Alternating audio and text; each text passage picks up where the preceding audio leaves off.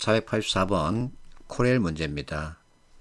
투자 관련된 수익을 극대화하는 방법을 묻고 있죠.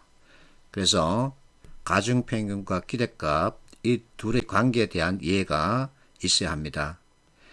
가중평균 계산 공식을 기대값 계산하는데 사용하는 거죠.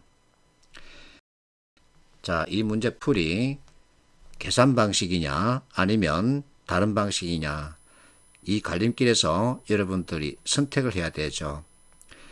대개 계산 방식으로 문제를 풀려고 그러죠. 그러나 분명하게 계산이 아닌 방법으로 풀 수 있습니다. 그래서 앞에서 5리터 들이 물통, 3리터 들이 물통 그 문제를 놓고 우리가 생각을 했던 거죠.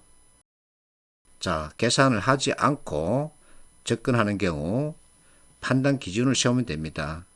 첫 번째는 투자 원금이 크면 그만큼 이익을 많이 낼 수 있겠죠. 그래서 원금 크기를 보는 거고, 두 번째는 수익률이 높으면 그만큼 또 이익도 커지겠죠. 그래서 이 두 개 판단 기준 가지고 접근하면 계산하지 않아도 되죠. 선택지 구성 특징을 보면 1번만 A 단독으로 나와 있고 나머지는 조합입니다. 이럴 경우 조합이 더 유리하겠죠. 그러면 조합부터 먼저 보는 거죠. 자, B와 E 보면 투자 원금 2,000이죠. C와 D 보면 투자 원금 역시 2,000입니다. 나머지 2,000이 되지 않습니다. 자, 투자 원금이 같기 때문에 이제는 수익률을 서로 비교해 보는 거죠. 그러면 B, E 조합이 더 유리해지죠. 이렇게 접근하면 계산 자체를 하지 않고 답을 정할 수 있는 거죠. 다시 얘기합니다. 계산에 의한 방식 여러분들이 가급적 멀리 하는 게 좋습니다. 이거 계산하면 시간 많이 걸리죠. 485번 수장공사 문제입니다. 내용이 복잡해 보이지만 사실은 아주 간단하죠. 이와 같은 판단 기준을 주고 있고 계산 방식 예시 보여주고 있습니다. 여기에 따르면 되죠. 1번 문제, 이 모형은 크게 두 가지가 나오죠.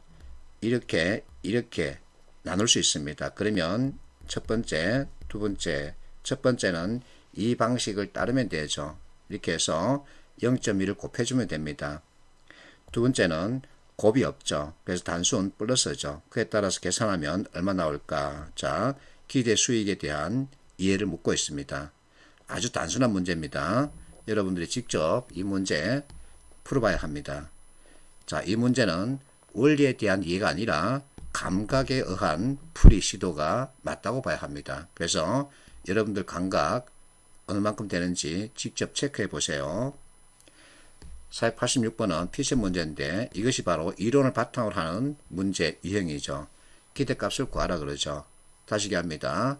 기대값 관련 문제 출제될 수밖에 없습니다. 왜냐하면 2008년 금융위기 이후 온 세상의 경제활동 관심은 리스크였습니다. 지금도 그러하죠.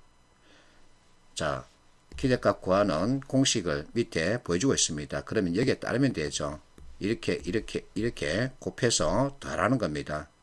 가중평균 계산 방식 동일하죠. 그래서 가중평균 계산 공식 머릿속에 꼭 넣어야 합니다.